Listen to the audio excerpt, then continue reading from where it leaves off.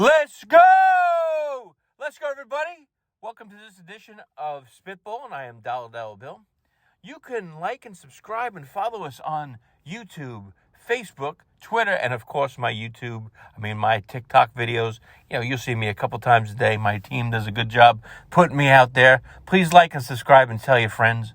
Now, I know I owed you guys a little bit from yesterday. I promoted, 2 topics on Spitball, but we just had too much to say about the Major League Baseball vote in the Baseball Hall of Fame. And there's a reason why baseball's going downhill, sad to say.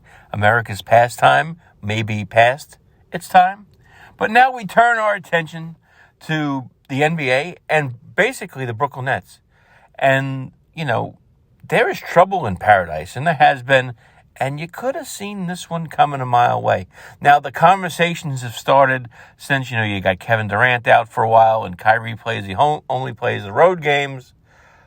But I told you 2 months ago, whatever it was, 6 weeks ago, when Kyrie said, you know what, maybe I'll play the road games, and, everyone thought that was a great thing. Who was the one guy that said, this sounds a little fine and dandy if the team buys in? I mean, normally, good teams want to go get the 1 seed and play all their games at home, or at least as many as they can. In a 7-game series, most teams like to have home court advantage. If you're the Brooklyn Nets, you may not want that. And the way they're playing right now, they're not going to have that logic anyway. Maybe they're looking for the 6th seed right now because you know what? They're moving down the standings in the East and certainly not up.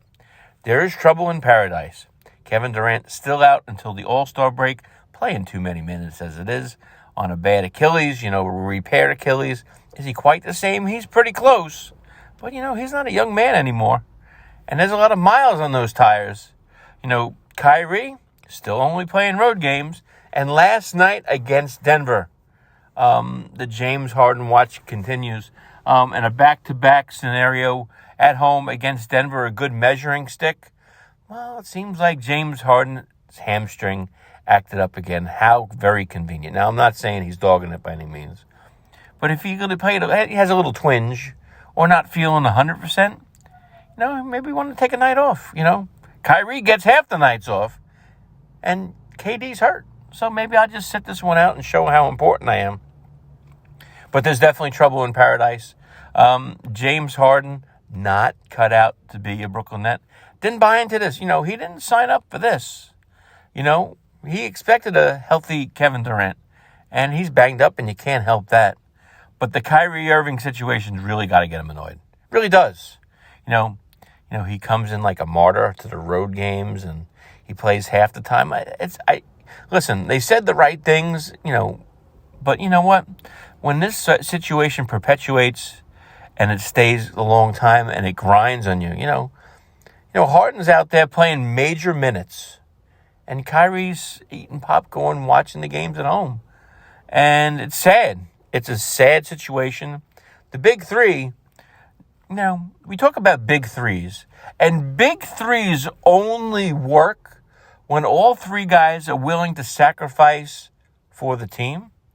Kevin Durant makes sacrifices to be on the Nets, and he's signed an extension.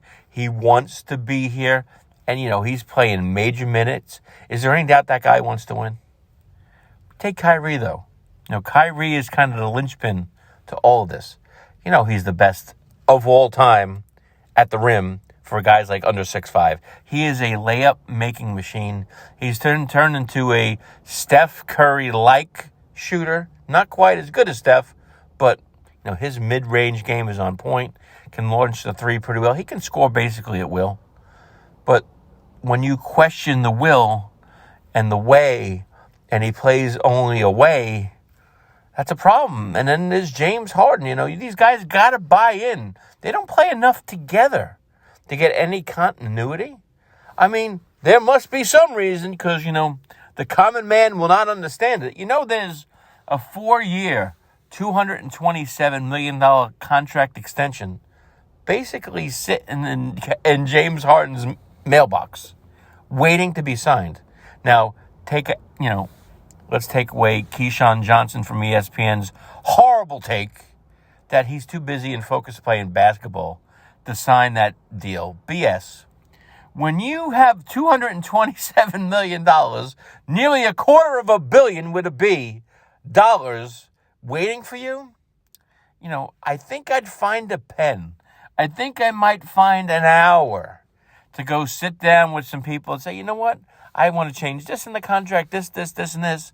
The deal would get ironed out, and boom, you'd put ink to paper, and you'd guarantee yourself $250 million. And even if you wanted to force a trade to, I don't know, what's the rumor out there right now? If you were a guy and had a friend in Philadelphia, and Philadelphia has a player that, would be worthy to come back in a trade, Ben Simmons, or a malcontent, Ben Simmons, or a guy who could help the Nets right now, Ben Simmons. Maybe there's a sign and trade in the future for the 76ers and the Nets. I don't know.